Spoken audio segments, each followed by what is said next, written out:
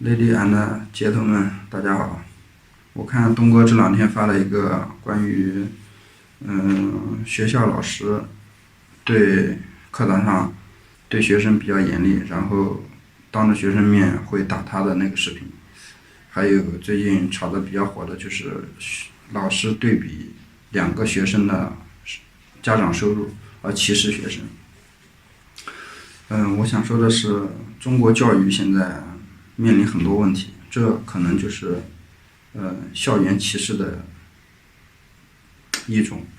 就很多像东哥发那个视频一样的，很多人觉得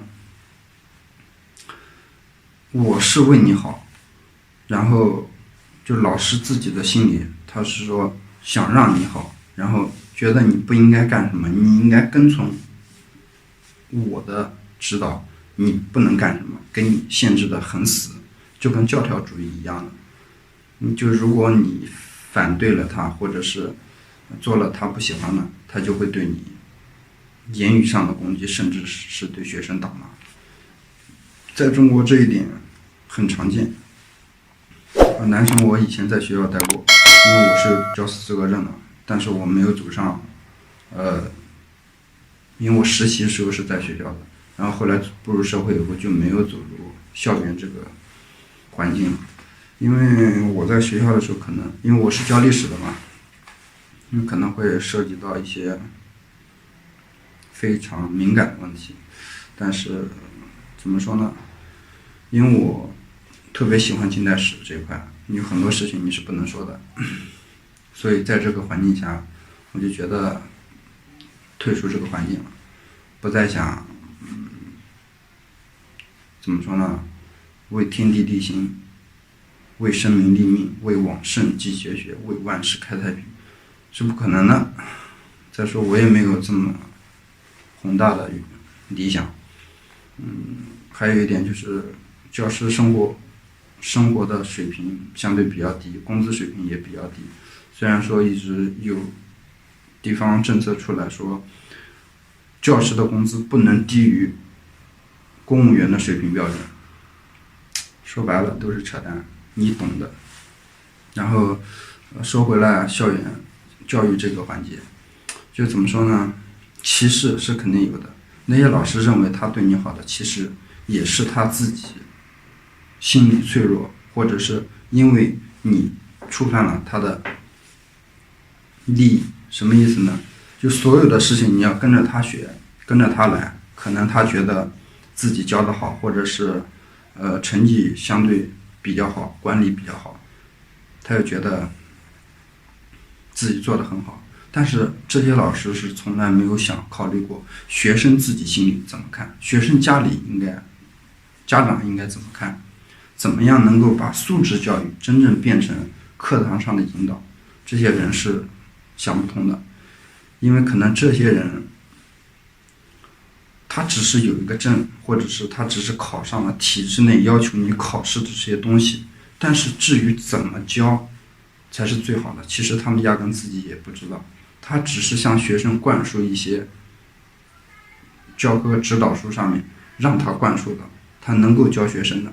很多真正的人文情怀，包括对世界怎么看的，对事物的认知，他们是教不了的，因为他们自己也不懂。我在学校就遇到过很多打学生的，很多可能学生有点叛逆期，或者经常打骂学生的，很正常。我上学的时候，不瞒大家，我们一个老师经常打人，到什么程度？他可以当着所有人面打你巴掌，就这样，就跟闹着玩似的，就异常的不尊重学生。但是总体来说，这些年就这近2年，这种环境在中国已经好的相对很多了，因为现在没有明显的那种侵犯学生的事件了，而且现在学生他懂得也非常多，因为互联网，因为手机、智能手机之类的，很多人也是单亲家庭，造成了学生自闭症啊或者干嘛，他就容易冲动，可能从楼下跳下来，那个老师职业生涯就结束了。就是说句更不好的关于学校的事情，就是我的很多的同学都在学校，最多的是在高中，教书的，只有一部分是在小学，都是一些女生啊，因为考编制，小学相对来说很好考一点，而且我们教高中的话，只能教自己能够教的了。比如我学历史的，我们教高中，我们必须只能教历史。如果你带小学和初中，可能你可以带其他的语文、数学啊，像小学我们一般都可以教，但是上高中不行。我这些同学他们自己有些人的做法也是这样的，可能他在步入学校工作之前，可能满怀希望，针对这个世界，可能做点自己园丁的工作，可能他是真是这样想的。但是他走进这个体制以后，他就觉得确实应该跟着老一辈的前辈的步伐来走。我觉得这一点是非常不好的。而且现在校园贪污也是盛行的，比如说前段时间一个深圳的爆出来一个在小学老师一年的工资是38万。说实在话，这个和我们在内地像安徽、河南、中部这些省份相比的话，那简直是真的是天价的工资标准，这边远远没有到一半的一半，可能都没有。我说句实话但是他们的灰色收入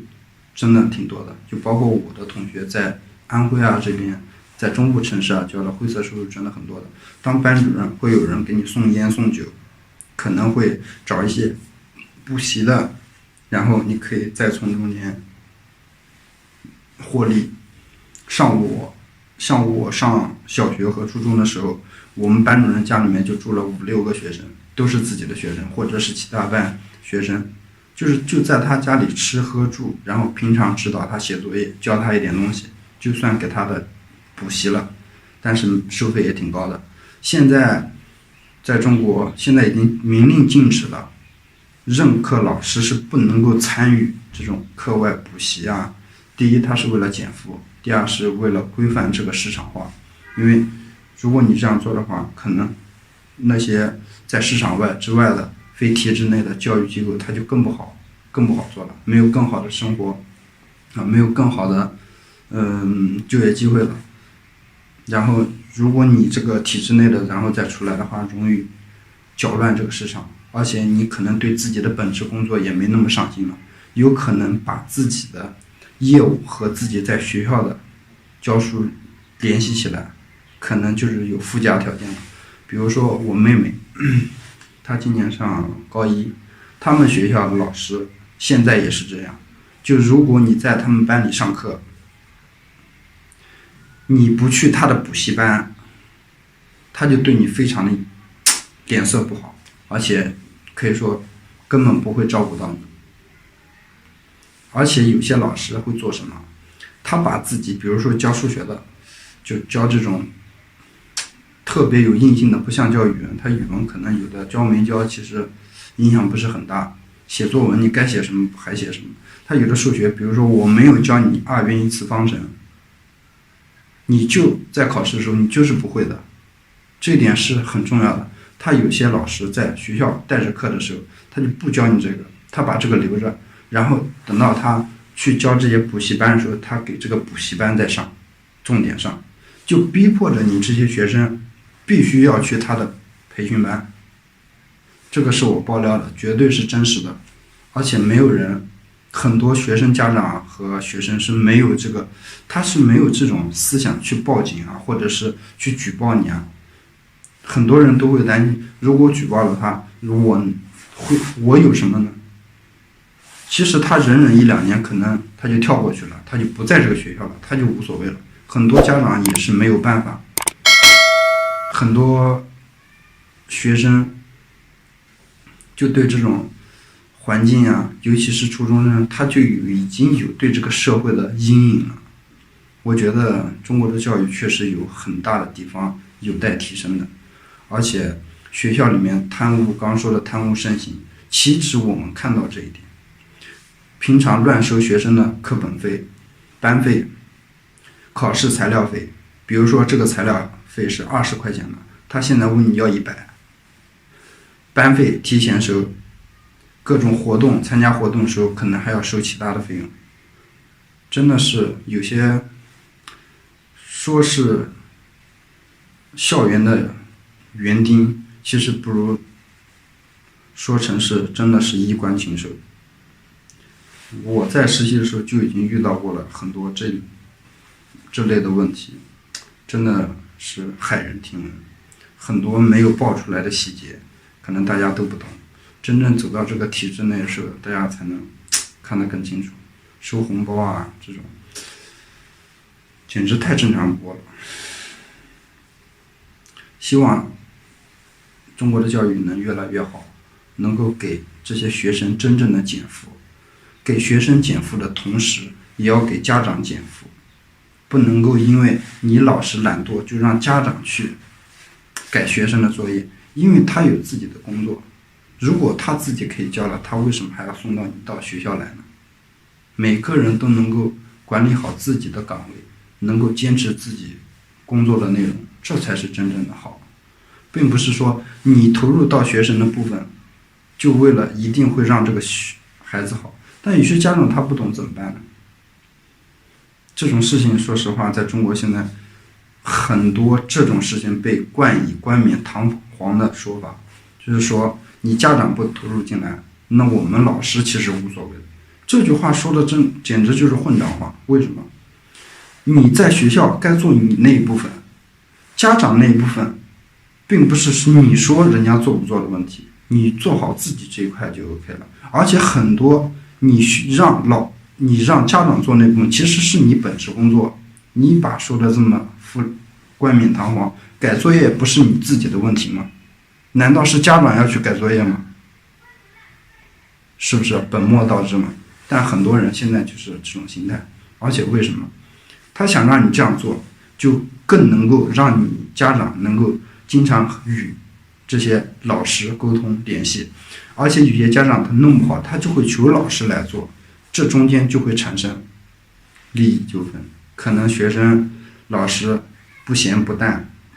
很多家长就懂了，要送点礼，解决了。他就为了这个，很多今天吐槽了中国教育，就是怎么说，希望大家如果看到我视频的家长在国内的，对这个事情呢，大家保持自己的理性分析，